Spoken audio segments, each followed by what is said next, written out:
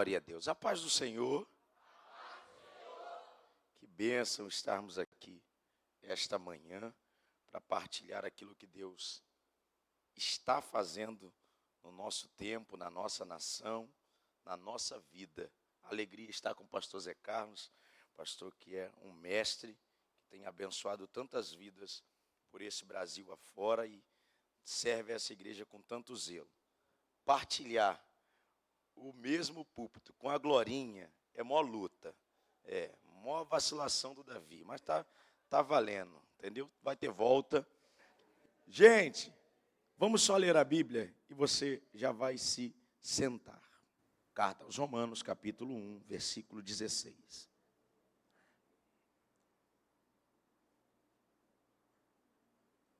Eu leio o 16, você lê o 17, vamos ler na versão que está na tela para fazermos uma leitura em uníssono.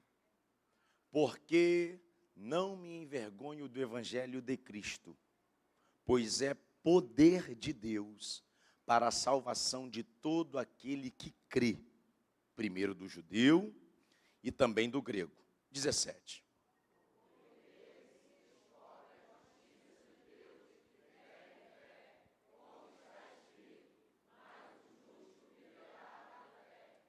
Amém. Se assente por bondade. Escute, quando nós olhamos para a reforma protestante, para muitos é um assunto distante, para outros um assunto curioso, para outros um objeto de estudo, mas para todos que são cristãos protestantes, um assunto fundamental. Devemos olhar para a reforma protestante como o grande marco da nossa igreja. Porque depois de Atos capítulo 2, o maior movimento que a igreja sofre é o movimento da reforma protestante. Porque a reforma protestante não traz apenas um impacto religioso ou apenas um impacto espiritual. Ela traz um impacto também social, também um impacto político. E dentro dessa perspectiva do que a reforma protestante vai produzir no mundo, a gente precisa entender que o movimento da reforma protestante é um movimento que não busca, em primeira instância, uma espécie de avanço. Ele busca um retorno às Escrituras. Logo, entender que algumas transformações vão acontecer a partir desse retorno às Escrituras. Por exemplo, você vai perceber que a política é influenciada a partir da reforma protestante, porque a gente acha que a reforma protestante é apenas um evento de impacto religioso. Não é. É um evento de impacto mundial e social. Ela vai ter desdobramentos dentro da cultura e da maneira dos seres humanos viverem. Dentro dessa perspectiva de transformação, por exemplo, quero só dar uma pincelada aqui sobre alguns assuntos. A política é uma. A maneira como a política se comporta é alterada pela reforma protestante. Por exemplo, o modelo de democracia, quando você olha para a Grécia Antiga, a formação da democracia está posta dentro desse tempo. No entanto, no período da reforma protestante, isso já está quase que num desuso por conta da maneira como eles se comportavam politicamente. O governo estava na mão de muitos homens que eram déspotas, que governavam ao seu bel prazer, sem se preocupar com o povo. A reforma protestante vai fazer um retorno à democracia, entendendo que a Grécia Antiga, que aponta o início da democracia, pode ter se valido de conceitos bíblicos. Por exemplo, você vai olhar que lá em Moisés, quem estudou direito sabe disso aqui, que você olha para Moisés, ou para os escritos de Moisés, como uma estrutura literária que faz base às leis antigas. Lá no período de Moisés, 5 meninas, as filhas de Zelofeade, vão requerer um direito. Elas requerem um direito sem ter direito, aonde que numa cultura patriarcal, como a cultura de Moisés, vai permitir que mulheres tenham voz. É nesse contexto que a Bíblia vai dizer, e pareceu bem ao Senhor. Então entende isso aqui, a democracia está dizendo, Grécia Antiga, a Bíblia está dizendo, o Senhor já é interessado que as pessoas tenham direitos de reivindicar aquilo que é seu. Então a nossa ideia evangelical, a nossa ideia do nosso tempo, é uma ideia muito presente de que o evangelho é uma transformação interna, só que não é. O evangelho é uma transformação social. Aonde a igreja está, ela é sal da terra e luz do mundo. Ela é sal da terra e luz do mundo. Se essa não for a perspectiva transformadora, nós estaremos cumprindo capenga o papel e a missão da igreja. No entanto, você tem transformações geopolíticas. É nesse período da reforma que você vai ter homens saindo da Europa e, por exemplo, a formação dos Estados Unidos, a formação do Canadá. Esses países sofrem esta alteração, ou melhor, esse surgimento a partir dessas migrações da reforma. A própria revolução industrial, ela passa pela reforma protestante, porque na reforma protestante uma coisa vai acontecer. As pessoas passaram a serem ouvidas e o contraditório começa a ser aceito como permitido, a fim de se chegar a uma suma a partir do contraditório. Então, o que antes era absolutista, só um fala, só um grupo ouve e mais ninguém questiona, começa a ser questionado a partir da reforma protestante. Então, transformação política, transformação geopolítica, transformação econômica. Na reforma protestante, você tem agora um povo que trabalha não só para a sua subsistência, mas um povo que trabalha também para gerar recursos. Só que, grave isso aqui, a Igreja Católica via a riqueza como um mal. Só que o protestantismo olha para isso com outros olhos. Uma riqueza bem administrada com sabedoria pode ser uma bênção para aqueles que são cristãos e para outras pessoas, porque o poder do evangelho não é uma mudança apenas de caricatura, mas uma mudança ética. Não é apenas mudar um traje, uma maneira de falar, uma maneira de perceber, mas principalmente aquilo que nós praticamos nas condutas da vida. É nesse período, então, que surgem os comércios, que vai surgir a burguesia, por exemplo. A burguesia foi altamente rechaçada pela Igreja Católica, taxada de maneira muito veemente pelos governos da época, porque eram vistos como uma burguesia opressora. Só que se você lê a história, a burguesia vai passar esse tempo sendo aquelas que vão dar norte à prática comercial, que vai ser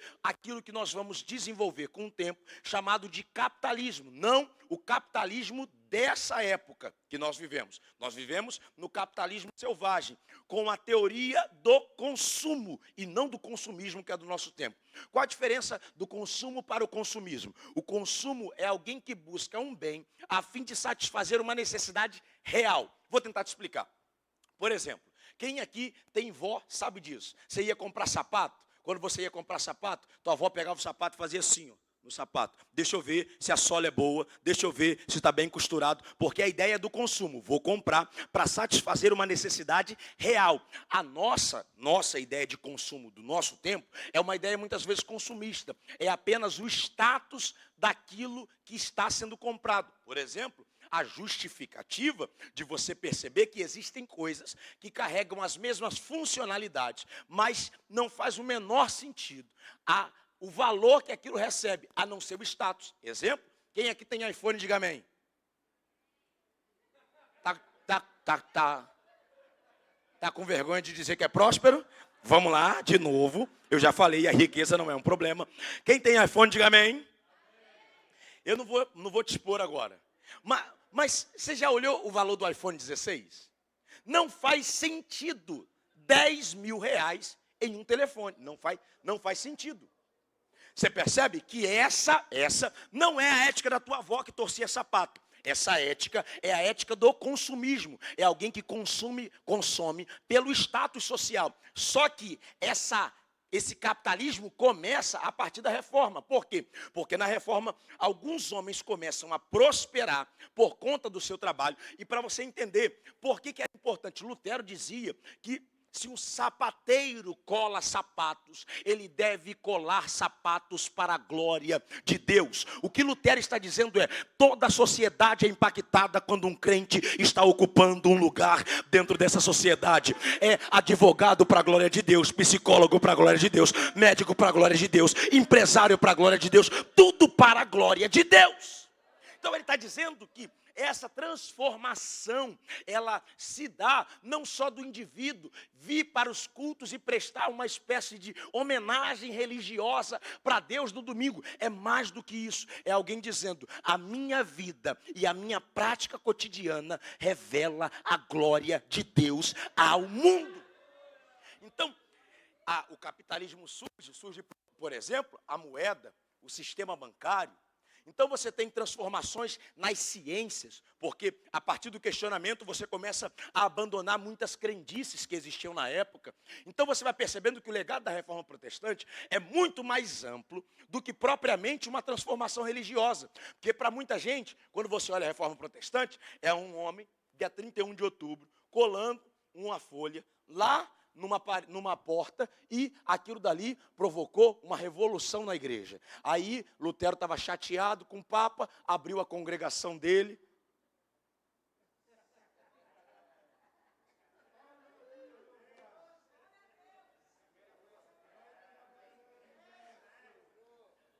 Só até aqui que o pai me deu. Aí você, não é só isso não. A transformação, ela é mais do que isso. Ela vai dar a possibilidade da Bíblia ser devolvida para o povo. Quando você olha em Wittenberg a imagem de Lutero com a Bíblia na mão, há uma frase que Lutero cunhou que diz que um homem com uma Bíblia pode conquistar o mundo. Então, ele devolve a Bíblia para o povo. Ele vai receber de Deus uma epifania, segundo eles falam, uma visitação. Deus vai se manifestar a ele, e ele com aquele compromisso ávido. Há alguns autores, e lendo para estarmos aqui, que defendem que Lutero não era alguém muito legal, não. Lutero não era... Se você estivesse aqui com Lutero hoje, tu não ia querer seguir ele no Instagram, não, porque Lutero era enjoado. Lutero, ele dizia o seguinte: se a Bíblia não me tirar daqui, eu não saio. É esse homem que Deus vai usar para catapultar o seu projeto para o nosso tempo. Lutero vai devolver a Bíblia para o povo. Quando o alemão da Saxônia, que era o alemão que Lutero falava, influencia tanto a sua sociedade, que ele vai dar bases para o alemão que é falado hoje na Alemanha. Então Lutero faz uma reforma que não tem impactos apenas dentro do ambiente religioso. Você tinha um alto índice de analfabetismo. Consegui falar, mas não mando eu repetir, que eu estava falando e estava travando a língua. Esse índice alto que rolou, Lutero vai se identificar dentro daquela perspectiva, porque apesar de alguns acharem que Lutero era rico, ele não era. Ele vinha de uma família humilde, e o que dá ascensão para ele em termos de visibilidade, eu percebo a mão de Deus nisso, mas é a possibilidade de estudar. É como alguém que mora numa comunidade, dentro dessa comunidade passa para uma universidade federal, dentro dessa universidade federal se destaca com o seu projeto, vira mestre e doutor. Só que é isso aqui que é lindo. Olha aqui, aqui ó, só porque tem um pessoal desse lado dormindo, aí para ninguém ficar dormindo aqui, deixa eu falar com você aqui. O pessoal daí aproveita para ir acordando enquanto isso. Aqui, olha, isso aqui que é legal. Como Lutero, ele aos 30 anos já tinha uma cadeira de doutorado. 30 anos, uma cadeira de doutorado. Mas sabe qual livro revolucionou a vida de Lutero? A Bíblia. Então eu vim dizer para você, você pode não ter uma cadeira de doutorado como Lutero, mas graças a Deus ter usado Lutero, nós temos a Bíblia, que é a maior leitura transformadora que o indivíduo pode experimentar. É esse nível de transformação que nós experimentamos. Daí, meu último recorte, Igor, quero saber mais. Segue a Glorinha, @Glorinha Cruz, e ela te explica mais. Aqui é só para a gente chegar aqui. A outra, para mim, a transformação mais relevante da Reforma Protestante é a transformação na educação. A educação. Se hoje estamos reunidos numa escola bíblica, tem a ver com a herança que a Reforma Protestante deixou para nós. A educação é influenciada por esse movimento. Por quê? Uma vez que a Bíblia precisa ser acessada por todos, só tem uma maneira. A gente tem que instruir eles para que eles consigam ler a Bíblia. Se eles não lerem a Bíblia, eles não vão conseguir acessar esta mensagem que eu acessei. Porque Lutero, naquele momento, existem os 5 solas, e existe o 6º sola. Que você vai falar para quem não veio. Tem? Sola. Vou te ensinar essa agora aqui. Qual é o sola para quem não veio? Solamento. Então, escuta. Mas os 5 solas também vêm somado. Brincadeira, cara, é mais forte que eu, Senhor. Eu vou ser melhor. Então, solamento, quem não vê solamento. Existe uma coisa chamada de sacerdócio universal dos crentes. O que é sacerdócio universal dos crentes?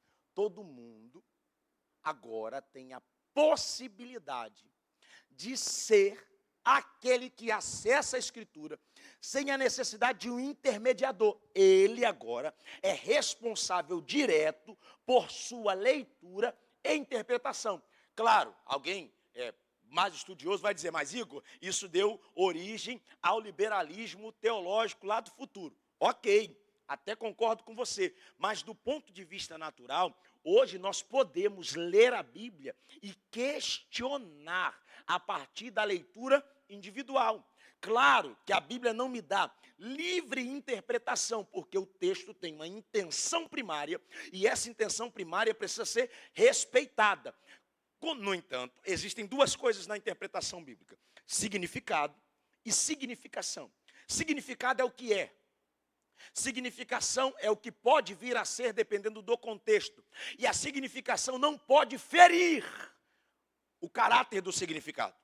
Então, por exemplo, é muito comum a gente perceber que a Bíblia ela tem muitas faces de aplicações. Por exemplo, quem aqui tem mais de 20 anos de crente sabe disso.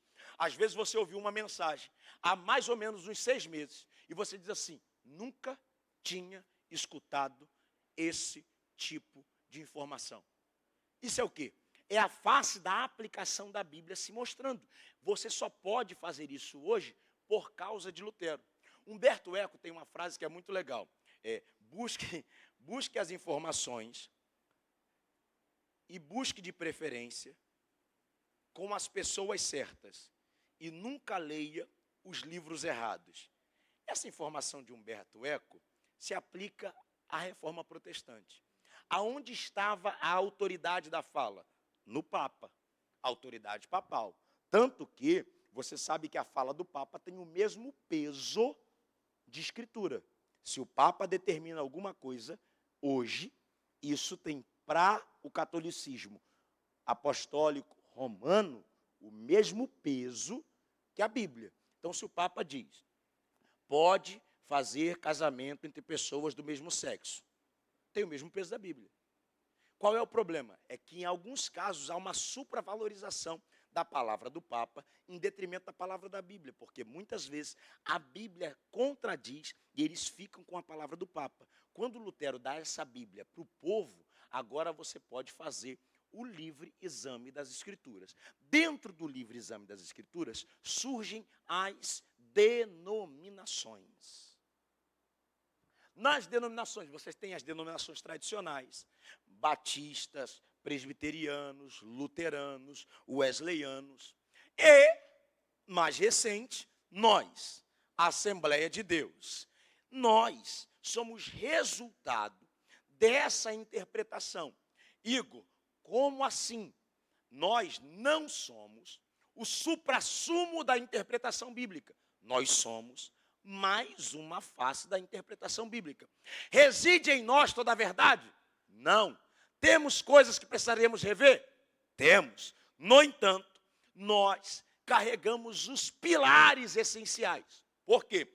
Quando se percebeu que muitas interpretações bíblicas estavam acontecendo, eles vão gerar agora uma espécie de pilar essencial. Então você precisa crer mais ou menos nisso aqui. E a partir disso é o que vai diferenciar aqueles que são de fato protestantes e os que não são. Aí surge uma lista de seitas, e aí é um problema sério, mas eu vou falar mesmo, que eu não sei se eu vou voltar, então eu vou falar. Que a gente chama umas coisas de seita aí. Não, vou falar não. Não é seita! Só que teu filho estuda lá.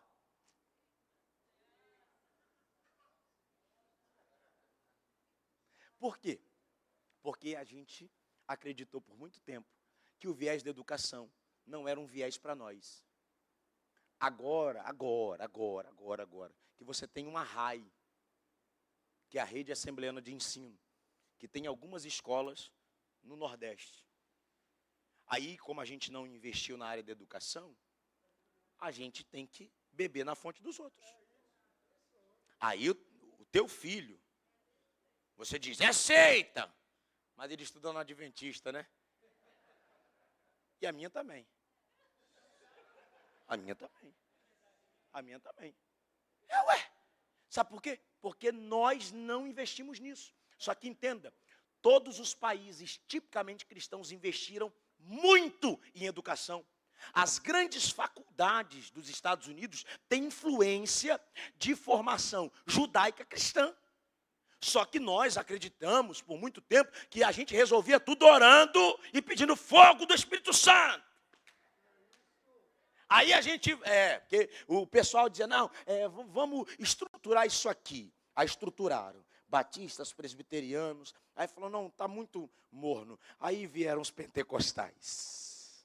Aí falou, vamos orar para Deus mandar fogo. Manda fogo! E para que Bíblia? Não, a letra mata. Aí a gente dizia, vinha alguém que dava uma aula, você dizia, você vê que gelado?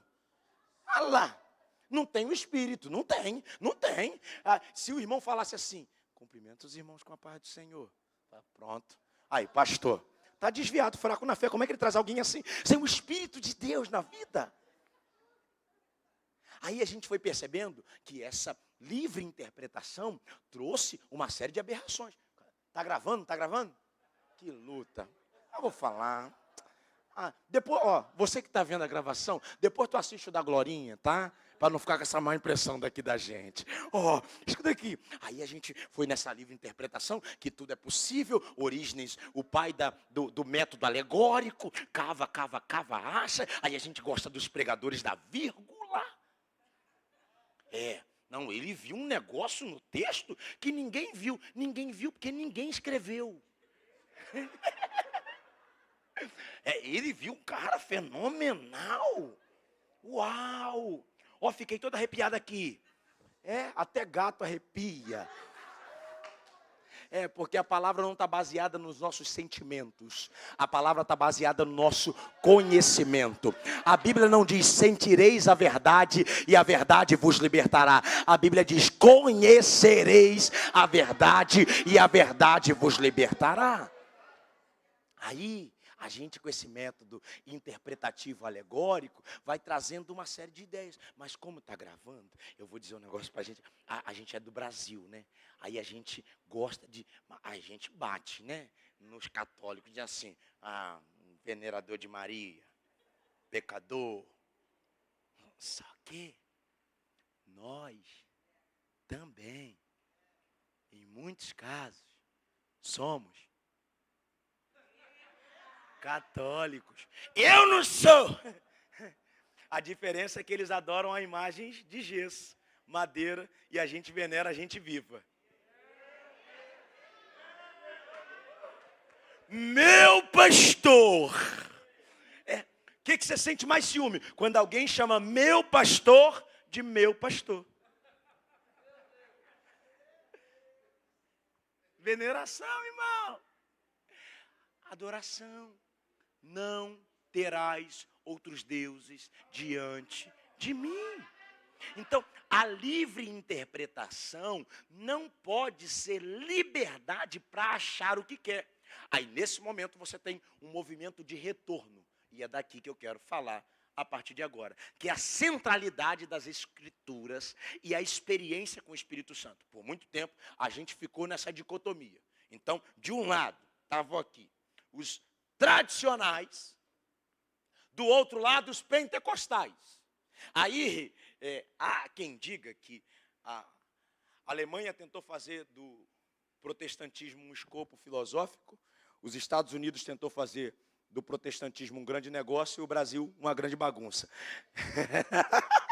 Aí, olha só que é legal. Desculpa aí, eu não esse é o meu jeito de dar aula. Aí a gente vai com esse misticismo. É um evangelho meio macumbado. Que a gente, eu vou falar mesmo, irmão, eu tô entalado, eu tentei descer com café, mas não desceu. Eu vou falar, que aí você fica falando mal, mas leva a arca para casa. E se não te dão arca, você não vai. Aí tem que botar um olhinho na tua cabeça para você achar que recebeu poder. A palavra de Deus é o poder da igreja pentecostal. Que conversa é essa? Aí fica, parei. Olha aqui, aí fica uns evangelhos que parece falta só paxa e patuá. Loucura! Ué. Oi? Pastor, bota. Aí fica esse negócio de você ficar, eu só estou dizendo, e o legal é que a gente está rindo de coisas que podem levar a gente para o inferno. A gente é terrível. Mas o que eu estou dizendo para você é o seguinte, a gente então começa o movimento de volta à centralidade das Escrituras. A Bíblia é suficiente. Então, mais do que nunca, só a Escritura é uma realidade da nossa igreja. Precisamos nos voltar à Escritura. O Evangelho puro e simples ainda é o caminho da restauração. Reforma não é avançar. Reforma é retornar ao plano original que Deus tinha para nós. Não tem para nós. Então, é dentro dessa perspectiva que você traz isso. Porque essa dicotomia que ficou por muito tempo, botava os tradicionais de um lado e os pentecostais do outro. Aí a gente começou a ficar chateado do pessoal dizer que a gente era ignorante. Lembra disso? Não? Aí chegava um pentecostal, estão ali os tradicionais. Ninguém é pentecostal, todo mundo sem gravata. O Davi não me avisou, irmão, então eu vou falar mesmo. Tudo tradicional ali, sem gravata. Aí chegava um pentecostal, e a gente é do fogo mesmo, a gente é do manto. Aí a gente era visto como ignorante. Não, ele tem essa eloquência toda, mas não sabe nada da Bíblia. Quem sabe de hebraico, aramaico e grego, somos nós os tradicionais. Aí a gente começou a ficar o quê? Inebriado pelo conhecimento da palavra. E glória a Deus por isso. Aí fomos. Só que qual é o problema? É que quem está produzindo conhecimento são os tradicionais. Aí tem uma galera que escuta. Tá gravando, cara. Aí escuta o tio Nico, ele falando mal de pentecostal. Aí vem aqui, não é porque eu descobri a pólvora. Esse negócio de batismo com o Espírito Santo aí, não é verdade não. Você ouviu o quê? Eu ouvi um corte de 5 minutos no YouTube.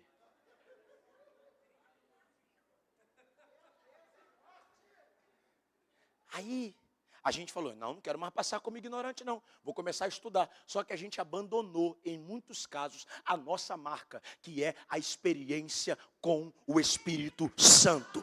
Assembleano, pentecostal, é do manto, do remanto e do canto. Nós somos do fogo. Igor, quero um culto silencioso. Vai cultuar em outro lugar. Na Assembleia de Deus é culto com glória, é glória com aleluia, é louvado seja no meio do culto.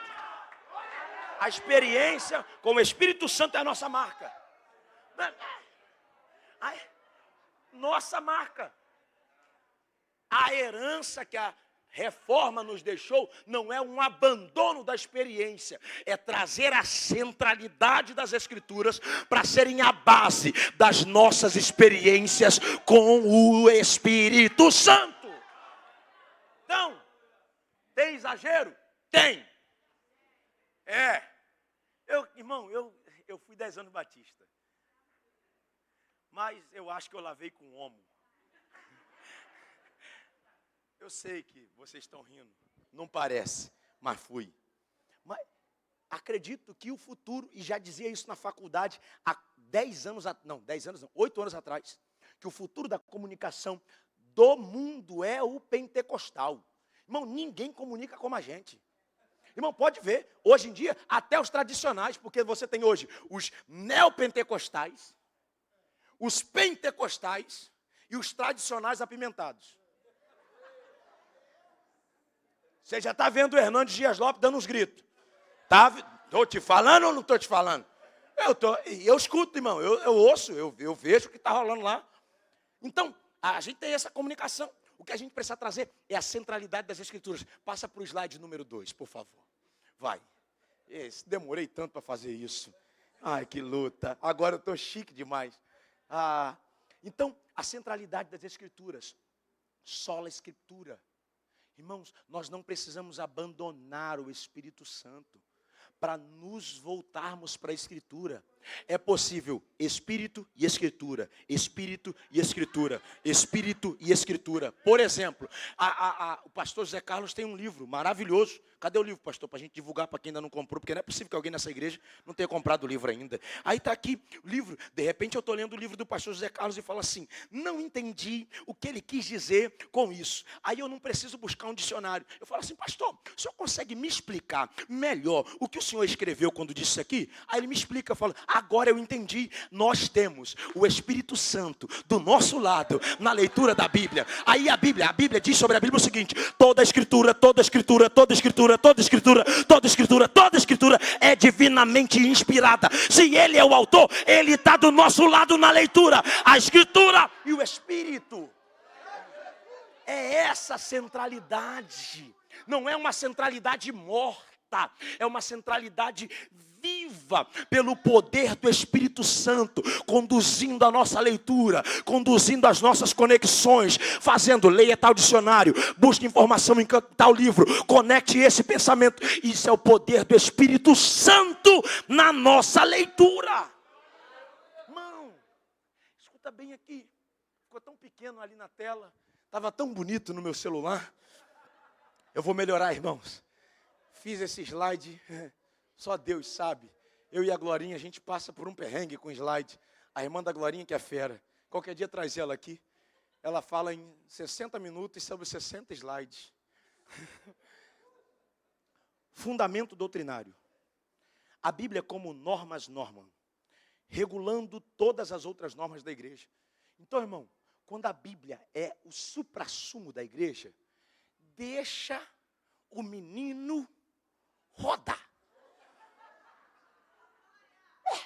Por quê? Eu vou te falar por mim. Quem aqui tem filho, diga amém. Quem tem filho calmo, diga glória a Deus. Eu senti que é um ato de fé. Né? A irmã levantou a mão, glória a Deus. Isso é pentecostal, cara. É um ato de fé. E tá do lado dela. Ela fala, não, mas não sou eu não. A minha filha não é calma. Mas alguém aqui já teve algum filho que quebrou alguma coisa? Já quebrou? Tá no coração, né, irmã? Quer botar para fora agora. Quebrou. Porque ele quebrou alguma coisa, você matou ele? Você ensinou ele. Então, quando criança está efusiva e até quebra alguma coisa, não mata não, ensina. Então, deixa o menino rodar. Se quebrar, meu filho, roda um pouco menos, mas não deixa de rodar não, que você alegra essa casa aqui. Ensina o menino. Então, entenda, quando nós fazemos da Bíblia a norma superior, nós regulamos os comportamentos da igreja. Não tem a ver com a minha opinião, tem a ver com o que a Bíblia diz sobre. Por exemplo, a gente tem agora um movimento de acessibilidade digital. E aqui eu quero falar para a gente mesmo. A gente fala de escritura e a gente quer demonizar o digital. Né? Não, essa é coisa do...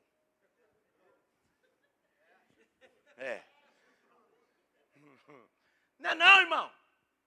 A gente sabe que os movimentos da modernidade, sendo utilizados de maneira adequada, podem ser uma ferramenta de Deus para a evangelização. Eu conversava com Assis Geroni, que é um dos diretores da SBB.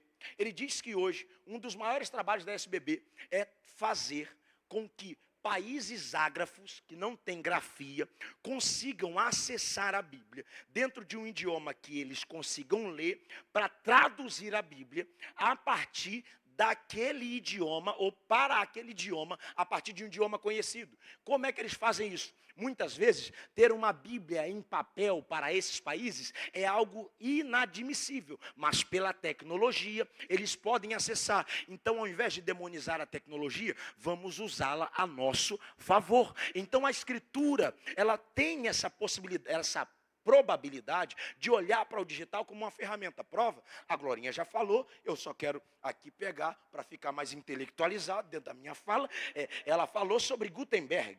Gutenberg, ele vai ser a grande ferramenta que Deus usa para a propagação da Bíblia, com a criação da imprensa, uma revolução social e uma revolução que não tem necessariamente a ver com a igreja, mas Deus se utiliza daquilo para a expansão da mensagem do evangelho. Quem sabe não é esse acesso digital que Deus quer usar para que possamos espalhar a mensagem do evangelho a povos não alcançados. Então, olhar para a Escritura é entender que esse sola Escritura não é o fundamentalismo teológico, porque alguns olham para o fundamentalismo e dizem assim, sola Escritura é só a Bíblia em papel.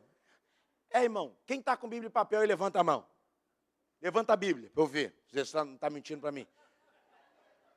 Isso, está com a Bíblia em papel, não está? Você é bem moderninho, hein? Ué. Porque se você é tão assim, por que você não está com um pedaço de madeira? Por que você não está com couro? Por que você não está com papiro? Está com papel? Papel é moderno. A Bíblia não foi escrita em papel. Aí você está, não, é do demônio usar o celular. Do demônio? Não, irmão. Celular é martelo. Martelo pode bater prego, mas pode matar. Depende de quem usa. A ferramenta é neutra. Como eu utilizo é uma possibilidade minha. Só que alguém que foi transformado pelo poder do Evangelho, pela palavra de Deus, vai usar essas ferramentas para a glória do nome de Deus. Então, você tem uma outra questão que são os desafios da interpretação. Próximo slide. Vai, irmão. Eu disse que eu ia me atrasar com esse negócio. Eu prefiro ficar falando direto. Então, os desafios da interpretação. A interpretação bíblica é um desafio para nós. Por quê? Ainda mais nós que somos pentecostais. A gente gosta da aplicação. A gente chamou o fruto de maçã um tempão. Né, não? Eu estou dizendo... Não, que quando você olhar para aquela maçã, não deixa ela trazer para você esse desejo e tal. E aí, se for uma pentecostal, nessa noite, Deus, e você, isso! Desafios da interpretação. Por quê? Nós primeiros temos que ler a Bíblia com o que ela se propõe a dizer. Por exemplo, vou pegar o próprio exemplo da Glorinha. O Senhor é meu pastor, nada me faltará. O que a Bíblia quer dizer quando ela diz isso? Fala aí, lá atrás. O Senhor é suficiente. Vai. Vai, gente, em nome de Jesus. Eu vou ficar aqui. O microfone está na minha mão. Está aberto o som. Eu não vou parar de falar. Eu vou ficar aqui. Vamos lá. Fala. O quê? Lindo, fiquei arrepiado. Vai. Oi? Que isso? Espera aí que abaixou aqui na nuca. Forte essa. Vai! Que isso? Quem falou isso? Meu Deus, eu vou rodar num pé só. Oh, aleluia. Então vamos lá. O que a Bíblia quer dizer quando ela diz o Senhor é meu pastor, nada me faltará. O que ela quer dizer, Glorinha? Fala aí pra gente. Fala o que ela quer dizer quando ela diz. O que ela quer dizer quando ela diz, o Senhor é meu pastor, nada me faltará. aponta para a suficiência de Deus, nossa dependência dele, provedor, guia. Lindo. Vocês estão vendo? O que? Não, irmã. Assim, irmã, sabe por que Deus te deixou de máscara? Porque se a senhora tirasse a máscara, ia humilhar todos nós. É o quê? Um kit completo. Um kit completo. Sabe o que a Bíblia quer dizer quando ela diz: o Senhor é meu pastor, nada me faltará? Anota aí quem prega. Você que estava com a toalha grande, anota. Que é isso aí. Aí tu diz que Deus te revelou no monte. Que é.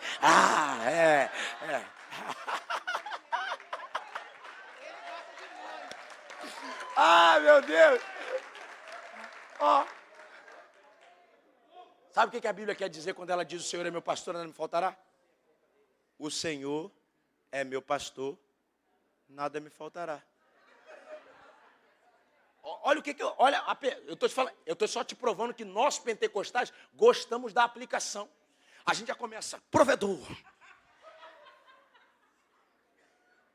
O que a Bíblia quer dizer quando ela diz? Ela diz, eu te disse. E agora você está assim, eu sabia. E por que não falou? Tá, valeu. Aí fala assim, ainda bem que eu não falei para não passar vergonha igual eles. Ele é o que cuida, é o que cuida. Ele é o que supre, é o que supre. Ele é o que ensina, é o que ensina. Ele é o que zela, é o que zela. Mas antes de ser o que supre, o que zela, o que ensina, ele é o meu pastor, nada me faltará. Ponto. Então, o maior desafio da interpretação é se voltar para a Escritura. É você não se preocupar com o que ela quer dizer, mas com o que ela diz. Então, quando ela diz, ela já nos comunica uma mensagem. Aí vem o papel da iluminação do Espírito Santo. Que aí a teologia chama de iluminação. Mas eu sou pentecostal. Pentecostal não chama de revelação. Pentecostal não chama de iluminação, já até saiu. Pentecostal chama de revelação. O texto foi revelado. A teologia chama de iluminação, quando a luz do texto brilha para nós. Então, essa iluminação, ela vem a partir do quê? Da leitura. Então, nós não formulamos os nossos pensamentos a partir da aplicação, mas a partir da leitura. As aplicações nos alimentam para um determinado momento da vida, mas a leitura nos alimenta para a vida inteira. Dito isso, não adianta só ter uma revelação do texto, e aí tem quem diga, eu sinto que eu sinto no meu espírito, que aqui tem uns pregadores aqui, tem, aí sinto, tá por aqui, essa nuvem está pairando aqui, irmão, aqui, eu sinto no meu espírito. Sinto nada, mentira. Estou sentindo nada. Brincadeira. Eu sei que tem, eu sei. Tem aqui uns. Aí, Deus me deu um rema nesse texto. Lembra disso? Rema. Rema, logos. Logos, rema. É que a gente vai no seminário faz 6 meses. Aí volta achando que a gente sabe tudo. Aí, logos, palavra escrita. Logos, escrita. Rema, palavra falada. Então a gente, não, estou com rema aí nesse texto aí. Pastor me der, eu vou soltar esse. Porque a gente gosta da aplicação prática. Você vai perguntar, e o que isso impacta na minha vida? Então, o grande segredo do pentecostalismo, na minha leitura, isso aqui é uma leitura minha, é que muitas vezes nós comunicamos a vida prática do indivíduo. Só que nós não podemos apenas comunicar a vida prática. A gente precisa comunicar a vida prática dele a partir da Escritura. Então, ele vai ser um melhor comerciante a partir da Escritura. Ele vai ser um melhor marido a partir da Escritura. A Escritura é a base para essa aplicação prática. Então, quando a Escritura é a base dessa aplicação prática, a coisa muda de figura, porque aí deixa de ser opiniões e passam a ser instruções doutrinárias. Mas eu não vou entrar nesse mérito aqui não, que eu não vou... Equilíbrio.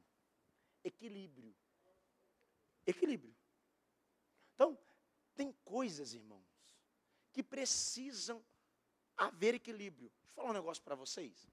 Coisa nossa aqui, e principalmente para mim, que sou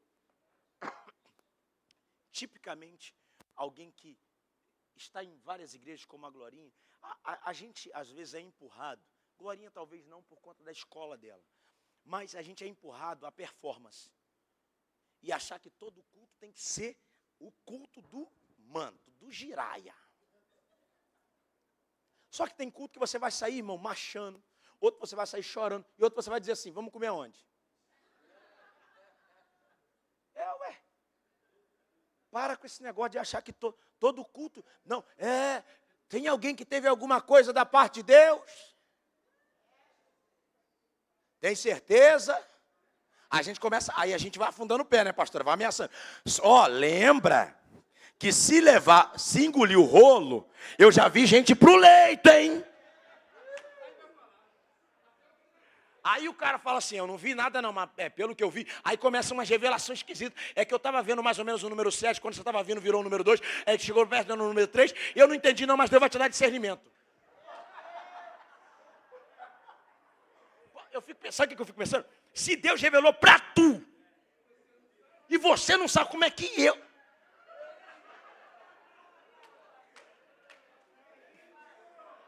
Próximo slide, irmão. Equilíbrio.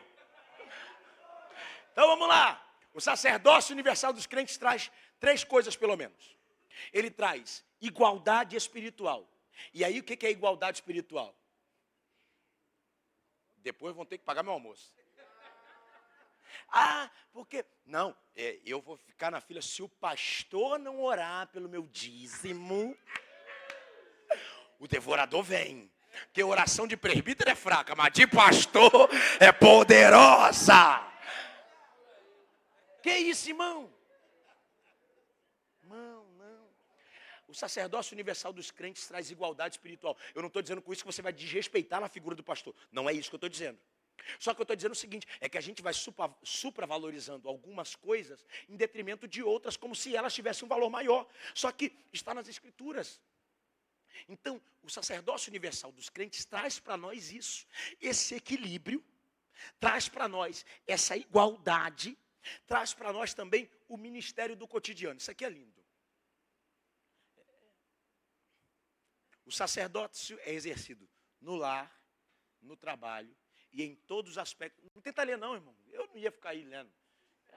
Uma luta, pequenininho. Quem fez esse slide, cara, tem que melhorar muito. Meu Deus do céu. Ministério no cotidiano. Essa é a transformação que o Evangelho espera de nós. Porque o nosso ministério não é o carro. Que tem gente que vira o Superman quando bota o terno. E tá, vambora, mulher! Pelo amor de Deus, sua lerda! Aí vem. Aí ele bota o terno. Cumprimenta os irmãos com a paz do Senhor.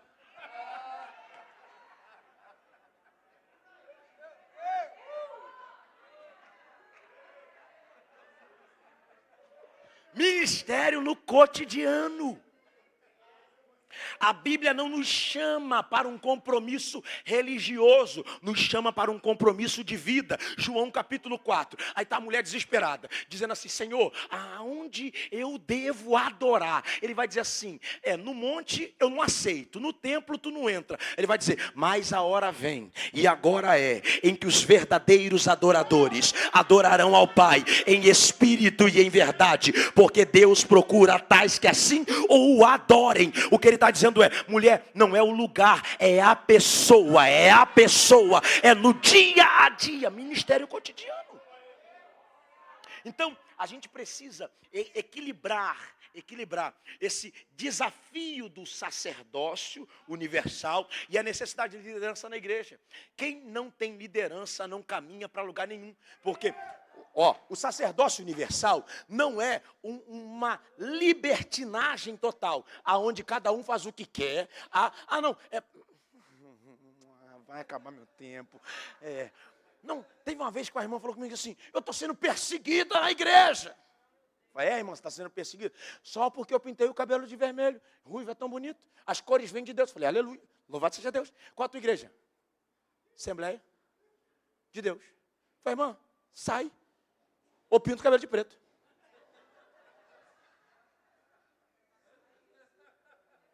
Aí fica aqui atribulando. Ele concorda com usar saia. Saia.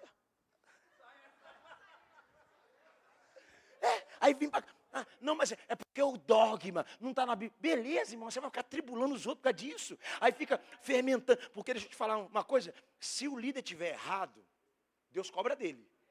Mas se você errar com o que o líder errou, Deus cobra de você.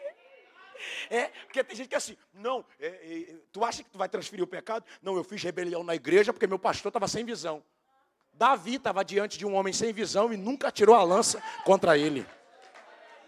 Então, o sacerdócio universal visa equilibrar com esse sacerdócio, com essa necessidade de liderança da igreja. A igreja que caminha sem liderança, caminha rumo a uma desordem. Isso é natural. Então, nós precisamos de liderança. Beleza? Até aqui? Vamos lá. Próximo, irmão. Vai em nome de Jesus. Você também é muito lento, né? Não é rápido, não.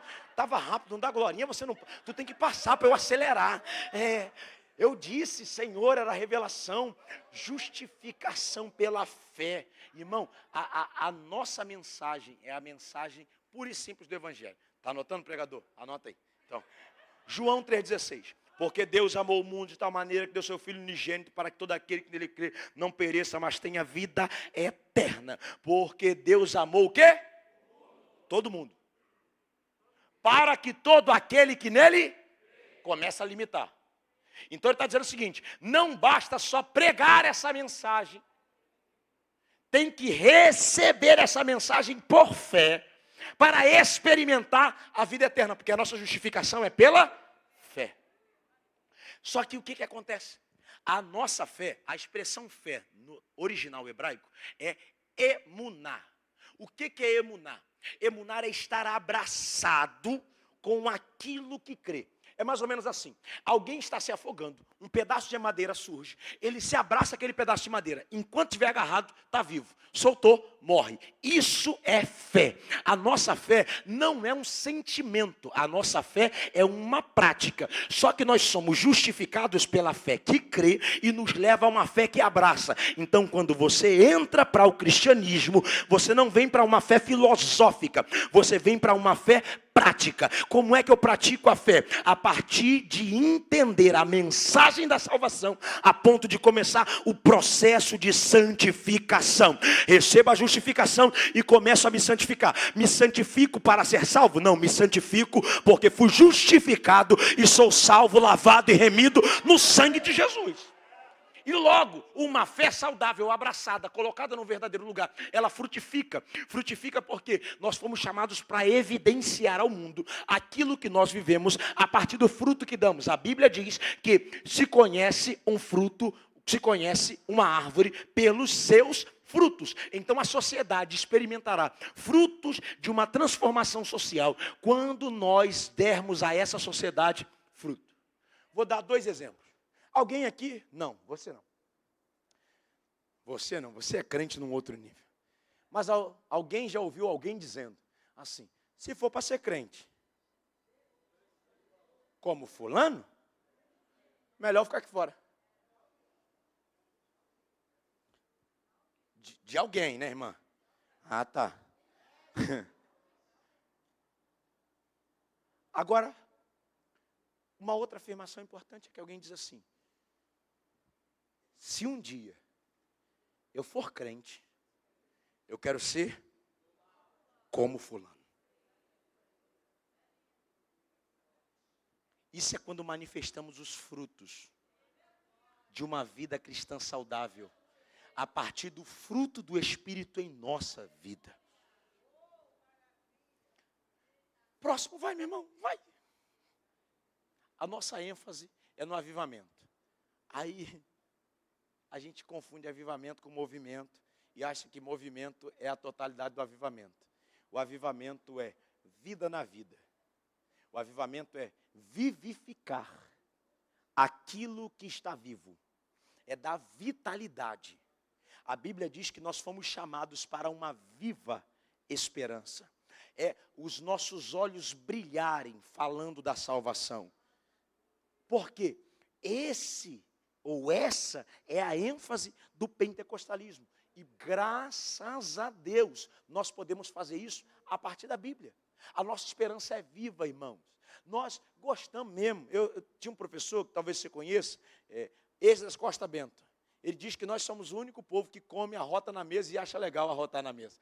Que ele fala assim, a gente está comendo aí, no meio da comida assim, e vai e tal, continua mastigando e vamos embora, e estamos aqui. Porque a gente é assim, nosso culto é alegre, é um culto efusivo mesmo, é vida na vida. Então, as manifestações espirituais são resultado dessa vitalidade. Uma igreja avivada, ela manifesta os dons. Nós cremos nos dons, irmãos. Nós temos responsabilidade bíblica para crer nos dons. Então nós cremos nos dons de sabedoria, nós cremos nos dons de manifestação de sinais e maravilhas, nós cremos nos dons de profecia, revelações, cremos nisso. Só que a nossa base da manifestação dos dons é a palavra. Então uma igreja avivada acredita nisso. Então a gente precisa estimular isso com um dado equilíbrio. E claro, esse avivamento não é só para a igreja. Porque avivamento vai ficar só.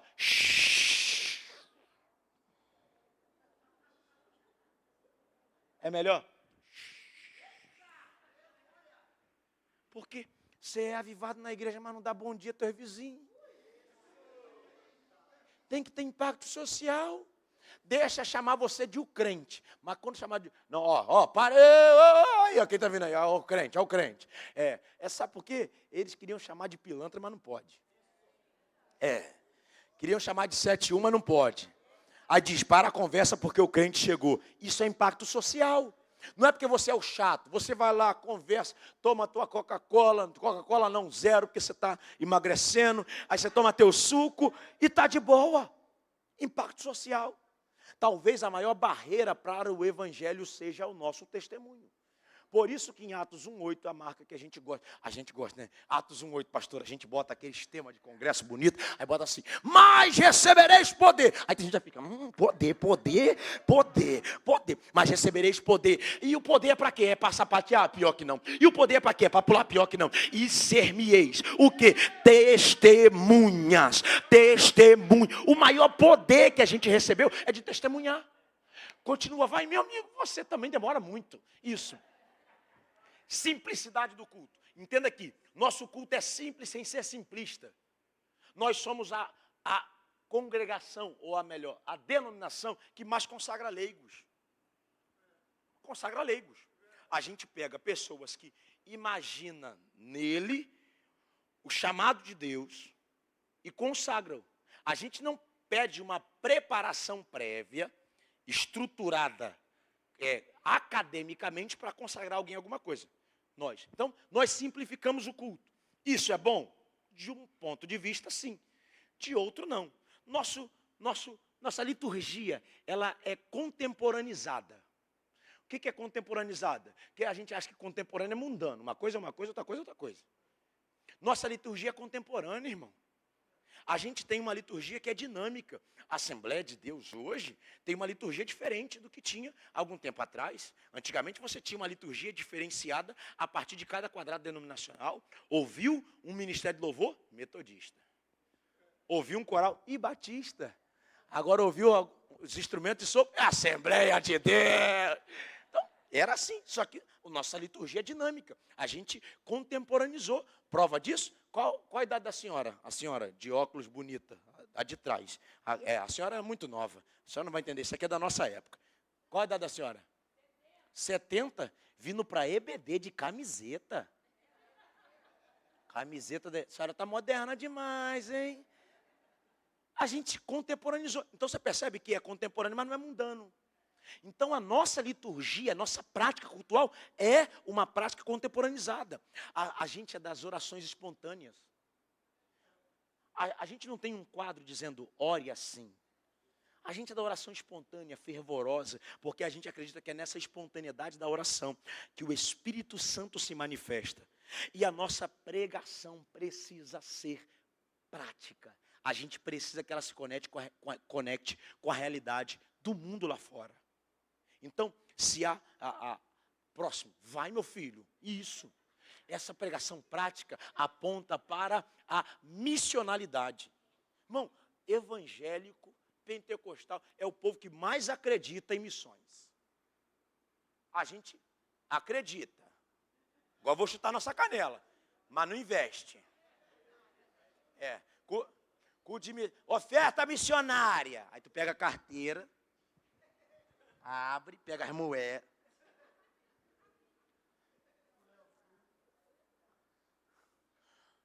Quem me dera ir aos campos missionar. Lindo. Falou em oferta, tem gente que fica endemoniada. Oh, meu Deus do céu, só fala de dinheiro essa igreja. Porque precisa de poder. Que poder, irmão? Tu acha que compra igreja lá fora com o quê? Com poder? Ué. Tu acha que dá comida para aquelas crianças que tu vê na África, que tu chora quando bota a foto delas na tela? Com o quê? Poder? Não. Dinheiro. Aí tá lá. A gente acredita nisso. Só que tem um porém. Eu quero te dar uma chave aqui que não é minha. Eu queria que fosse. É do meu pastor, Jaime Soares. A gente é evangelista, cara. Nós somos evangelistas. A Igreja Assembleia de Deus é uma igreja evangelística. Porque a gente não está, como um dogma tradicional defende, o Senhor acrescenta.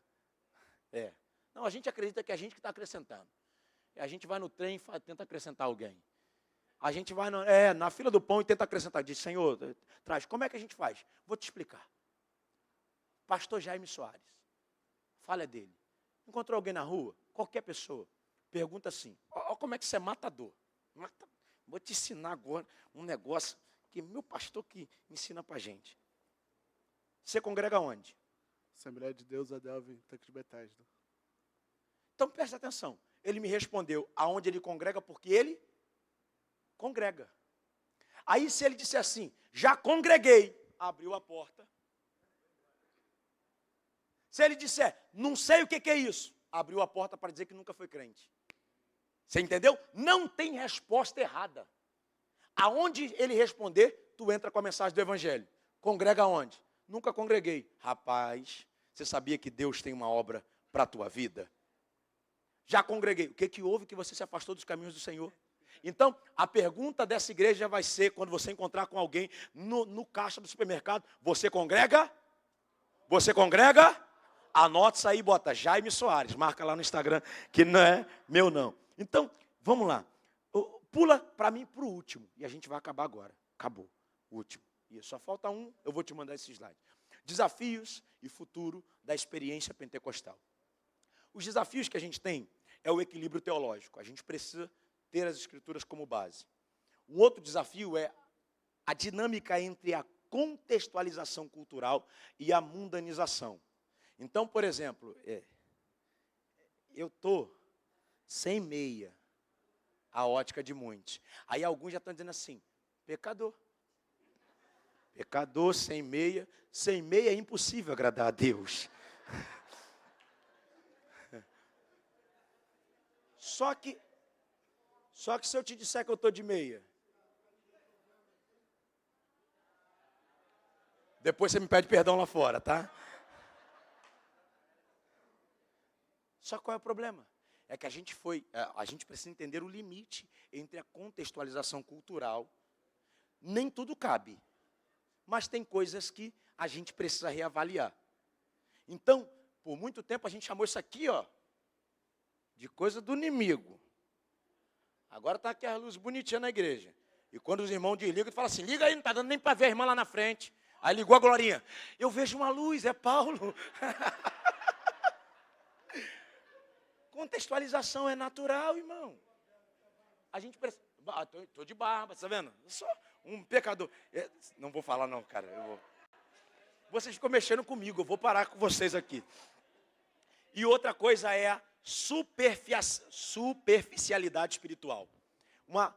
Nós não precisamos mostrar que somos espirituais. Nós precisamos ser espirituais. Porque quando somos espirituais, nós não precisaremos demonstrar uma espiritualidade. Nós seremos espirituais e o mundo saberá que nós somos. Então, fale baixo, fale alto, seja espiritual. Grita ou fala sussurrando, seja espiritual. Fala rápido ou fala pausado, seja espiritual. O que importa é que nós sejamos espirituais. Porque não basta ter uma casca de espiritualidade sem a verdade da espiritualidade.